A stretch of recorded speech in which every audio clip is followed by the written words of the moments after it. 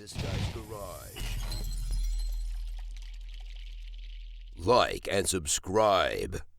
Hello, colleagues. Chief Picard, it's nice to see you here in Ottawa. We're nearly neighbors because your offices are in Wendake, and I have the privilege of having been born near Wendake 60 years ago, and I've spent my life in that area. So I have close ties with the Wendat and First Nations, and I'm very proud of that. And welcome to the Canadian Parliament, Chief Picard. I'd also like to talk about Wendake, if you'll allow me to. I represent them. I've represented them for 16 years. Wendake is an inspiration for all First Nations. It's a nation that is proud of its heritage and that's very autonomous economically. Over 400 non-Indigenous people work in Wendake. There are flourishing companies throughout Canada that are present in Wendake, and many of them work with wood, whether it's canoes by Christian Picard, artisanal snowshoes from Gros Louis that I have at home, GV snowshoes, and Primotext, a company founded by the Siwi family about 40 years ago, about 50 employees, and they build stairs with wood. Why do I mention this? Because, yes, there can be a good balance of the economic vitality and the vitality of animals on the land. Mr. Picard, you said earlier that caribou is very important to you. It's very important to First Nations. Can you tell us more about that?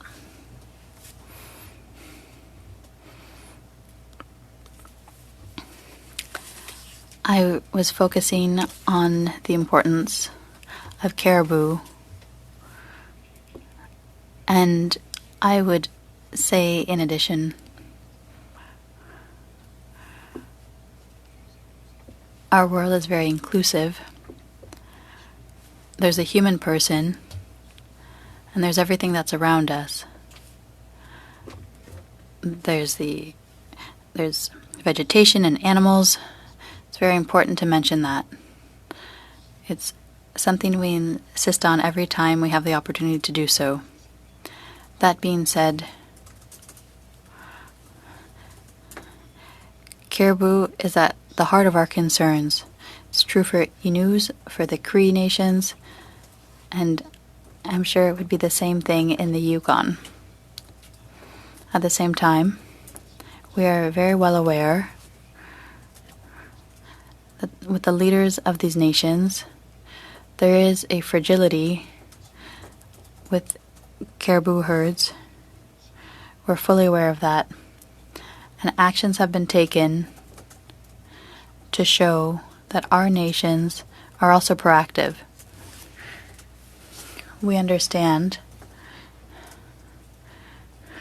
the fragility of the balance between the economic survival, generally speaking, and the fragility of ecosystems. 2 years ago, the Cree and Innu nations started working together and decided to put together their concerns. They're in an agreement between those two nations, and so there's harvesting that's possible because caribou is very present and important for subsistence hunting. And those two nations agreed, and in January, February, it will be 2 years that there's been collaboration that's been made official between these two nations for harvesting and conservation of the species. And to me, that shows that our nations, regardless of the roles of the two other levels of government, that our nations are able to put in place the means to foster policies to protect the species. So I think there's one aspect that's very important of the close tie between the caribou and our nations, but there's also the issues that are a little bit more contemporary that are also important to us. There's a community with the Innu Nation that recently decided to abstain from hunting for a period of, I believe, 5 years to try to allow caribou herds to increase to a level that's much less concerning than today. Mr. Picard, I have a question and I'd like you to answer perhaps later. But earlier we had people from Boissaco and Sacré-Cœur who talked about something that happened in British Columbia and Alberta. In about 2 years, there was an increase in the caribou herd by allowing hunting that was for wolves. Is that something that should be contemplated? If you don't have time, we can talk about that later, but I'd like for you to reflect on that. Well, listen, just quickly, I think what's clear with your question, if there's no space to talk about it, well, solutions are not proposed.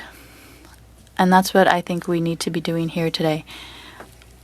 I referred to the Superior Court decision for the case of 2 of our communities where Quebec didn't fully exercise its role in consulting our communities and their leaders. And that's what I want to highlight today in regards to your question. If we're not able to create that space, well then the discussions are meaningless. In the previous testimony, we heard that caribou populations were not in danger and that in fact their numbers were increasing. Chief Picard, based on your experience, your observations, are boreal caribou populations in good health? Are they increasing? Do science and research support what they said, that caribou herds are in good health and are improving currently? Listen, one of the actions we supported by the government of Quebec is setting up an advisory committee that was going to study the issue, and in general, the conclusions of that committee, which were presented in a report submitted at the end of summer 2022. Well, we supported that, and that's one point of scientific data. And in light of what we've received as information over the past year, I think without a doubt there are statements that need to be supported by the scientific community. I think it's unfortunate that Mr. Bédard is unable to fully participate because the scientific portion is about sustainable development and his expertise. But at the risk of repeating myself, I'll take up what I was saying to Mr. Deltel a little earlier. If we're not able to create that space, these discussions are isolated and don't allow for stronger collaboration in looking for solutions. We believe it would have been possible to put all of the interests related to the fragility of the species around one table and have that discussion. And it seems that the scientific community should have been called to contribute as well. You had a favorable decision from the Superior Court of Quebec that required the government to consult you. Your support for the order, could it change over time based on consultation with Quebec? So, Mr. Picard, let's go back to our earlier conversation. What do you believe of what happened? What do you think of what happened 15 years ago in BC and Alberta, where we allowed wolves to hunt, and we also increased the numbers of caribou by 50%? Is that a solution? It can be a solution, but we need to debate this between interveners. I was talking about this Innu community that has a local policy in the hopes that the caribou numbers will increase. That was a community decision that, and other communities may follow suit. We need to do surveillance. We need to see what's going on in the forests, and we need to put in place some solutions that can bear fruit. If we allowed wolves to hunt, who are predators, and if we increased the numbers, it could inspire us here and do the same thing. Well, I'm from Pissimit, and that's the Picmogan Reservoir, which was part of a local initiative that is to modify so that it becomes a protected area. And the people who were there told me that there were quite a few concerns regarding the number of wolves. So we'll need to talk about that. So that's a good basis for discussion, Chief Picard. Tell me, are there First Nations people who work in the wood industry and who would be directly impacted by this order? Answer: there certainly is a part of the population that do work in that industry. I believe that community leaders should have this discussion with them. And what would you answer to these First Nations community members who would see their jobs jeopardized by this federal order? My answer is, let's speak to their... Well, you're the chief of the Assembly of First Nations. What do you have to tell their... Well, I'm not a chief of chiefs, sir. What I was saying earlier, sir, is that I have the responsibility to promote the consensus among my members. And there is consensus around the difficult equilibrium to strike between conservation and the economy. All right, so you're the chief of First Nations in Quebec, and earlier you heard Mayor, Ms. Boulian, Mayor for Sacré-Cœur, who told us that should the Liberal order go ahead, that her town would become a ghost town. What is your answer to that? Answer: back in the day, there was the Kruger Company. They're not there anymore. And we said that about Kruger earlier. And despite the fact that the Kruger is not in operation anymore, communities are still thriving today. And that's what I was saying earlier. We can all be victims of disinformation, and that hinders our capacity to make decisions that benefit everyone, and that's the challenge we're all faced with today. Earlier, people from Boissaco said that jobs could there could be job loss, and that, of course, this affects human dignity. Do you agree to that? That if somebody loses their job, it affects human dignity? Answer: our human dignity has been affected for decades now, sir, and that is related to the fact that we are not decision makers, and we need to be able to make decisions in this file.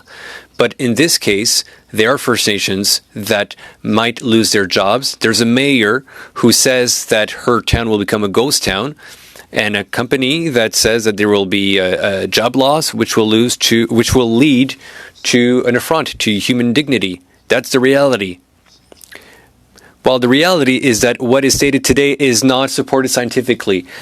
This job loss, how many job losses are we talking about? 2,000 job losses? We don't know exactly. The government of Quebec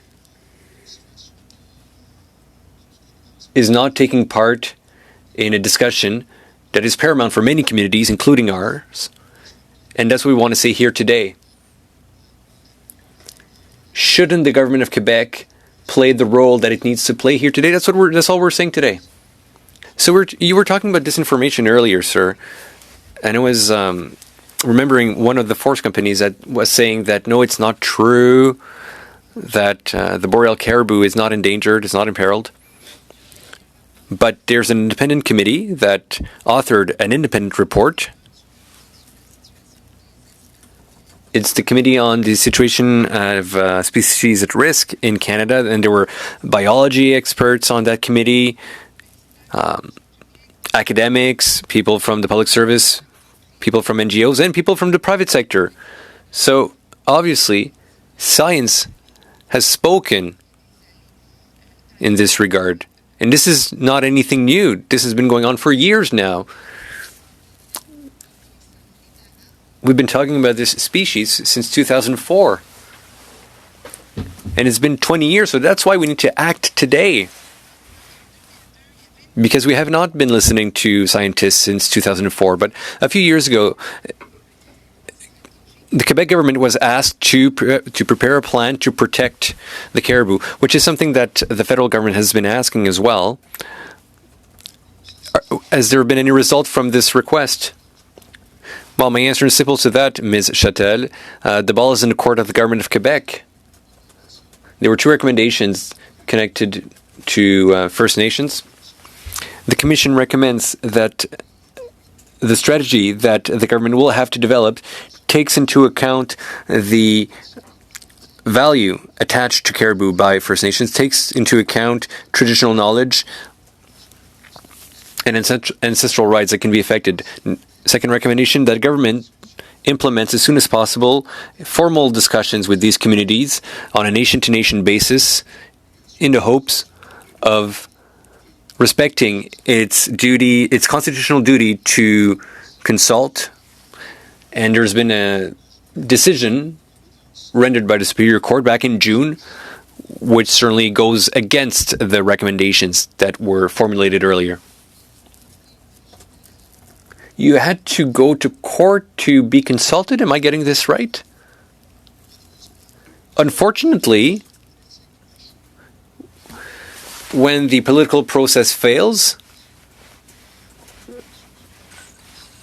despite the good faith of First Nations in negotiations, often First Nations are faced with a sole option left, that is to go before the courts. As an aside, back in February, the Supreme Court issued its decision when the Quebec government was stating that C-92 was infringing on provincial rights, despite the fact we're talking about our children, our families, and the Supreme Court issued a decision that went in our favor.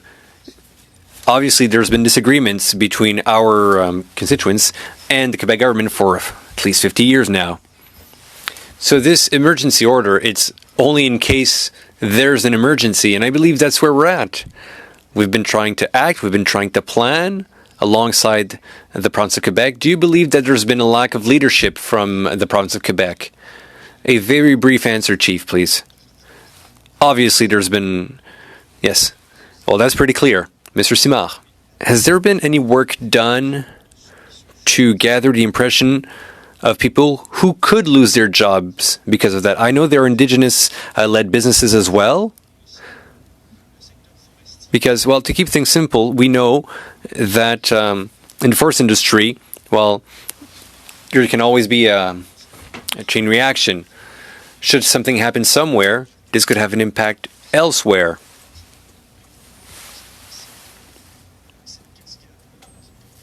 So this chain reaction, if something happens to one part of the industry, this could affect other parts of the industry, and therefore, this will also affect Indigenous-led businesses. Do you have any information in that regard?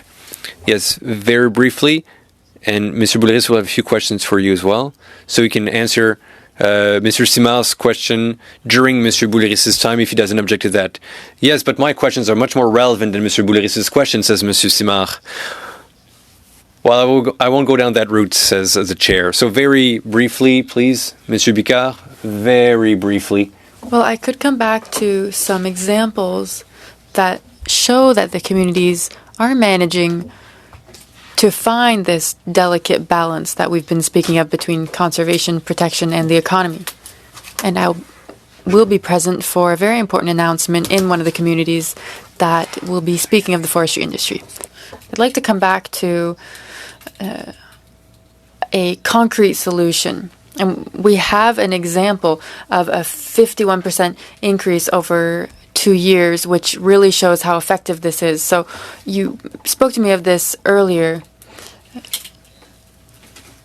Would you be ready to promote the solution to the federal government and the provincial government so that we can protect jobs and wildlife? Could you speak to me about this? I feel that I have to promote this because this solution has been confirmed by our traditional communities. Are you going to speak to them about this? I think that the report of today's session will contribute to this discussion. I'm happy that we were able to find common ground. Thank you, Mr. Picard. Right now, we're facing disinformation on the topic of protecting caribou. Could you speak about this? It seems we're talking a lot about the economy, new technology, the digital world. But today we're speaking more of protecting the caribou. So could you speak further to us about this? So we're talking more about the caribou because they're in a precarious situation. And this is supported by the scientific community. But clearly, the forestry industry has a considerable impact on the ecosystem. That's why we need to talk about it. You talked about Tembec. In Témiscamingue, I know that they had a relationship with First Nations communities, and as far as I've always heard, it was a positive relationship. I was talking to you about an announcement that's happening later this week. It's an announcement related to cogeneration. And this is in an area that also depends greatly on the forestry industry, with the use of byproducts, with hardwood lumber, for example. Yes, so I think that there are communities that are managing to offer solutions to finding this fragile balance between the economy and conservation. I think that this shows that we're called to contribute the traditional knowledge of our communities, and they're willing to do this. So we're trying to reorganize the industry. We can see what's happening with the oil industry, electrification. We're looking to innovate and develop new projects and really change the industry on a dime. Do you think that this is what we should be doing? Makes me think of a cover of National Geographic that said, "The future is indigenous." And I think we need to give them the opportunity to create this future. So we have a lot to gain from our First Nations, but we need to offer them this opportunity to do so. Mr. Chair, if I have the time, you mentioned several times, you talked about reliable scientific data. Why is it important that we focus on this? In your consultations, were you able to find and consult data and documents that show the reliability of our system surrounding the caribou? Well, you spoke earlier of the challenges that we all face and that we need to turn on a dime because of these changes, and that's the reality that we face in my region. We need to be involved in the discussion, and I think consultation is essential here when we face these challenges. We're receiving so many requests asking for our opinions, and what we want to do is to be able to share the most reliable data possible. We do have limited capacity, however, and we're not all on equal footing. Well, I'd invite you to share any documents that you have with us that would support your community.